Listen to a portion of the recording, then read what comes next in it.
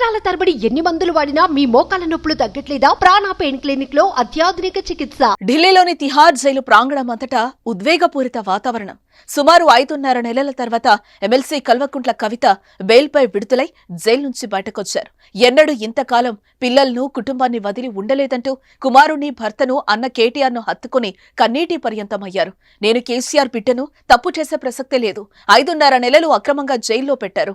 వారికి వడ్డీతో సహా చెల్లిస్తానంటూ భావోద్వేగానికి లోనయ్యారు. కన్నీటితోనే పిడికిలి పిగించి జై తెలంగాణ అంటూ నినదించారు. నా 18 ఏళ్లుగా రాజకీయాల్లో ఉన్నా ఎన్నో ఎత్తుపల్లాలు చూశాను. ఇన్ని రోజులు ఒక తల్లిగా పిల్లలకేనాడు దూరంగా ఉండలేదు.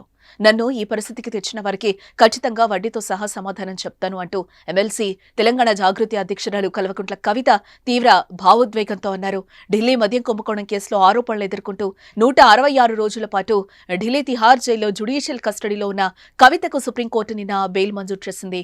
నిన్న రాత్రి సరిగ్గా 9 గంటల 11 నిమిషాలకు తిహార్ జైలు నుంచి పిడికిలి పిగించి జై తెలంగాణ అంటూ బయటకొచ్చిన కవితకు బీఆర్ఎస్ శ్రేణులు ఘన స్వాగతం పలికాయి. గేటు బయటకు రాగానే పెద్ద కుమారుడు ఆదిత్యం చూసిన కవిత భావోద్వేగానికి గురై ఆలింగనం చేసుకున్నారు.